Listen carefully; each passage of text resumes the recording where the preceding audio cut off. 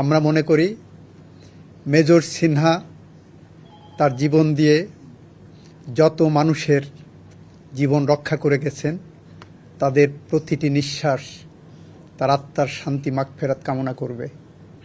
আমরা মনে করি মেজর সিনহার যারা সতীর্থ সহকর্মী, বিশেষ করে সেনাবাহিনীর যে সমস্ত কর্মকর্তারা মেজর সিনহার বিচারের জন্য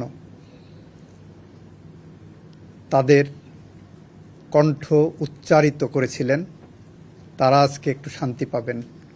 কিছুটা হলেও হয়তো মেজর সিনহার শূন্যতা পূরণ হবে না, বাট তারা মনে করবেন তাদের কণ্ঠে যে প্রতিবাদ উঠে এসেছিল সেই প্রতিবাদ একটি ভাষা পেয়েছে, একটি ন্যায় বিচার পেয়েছে।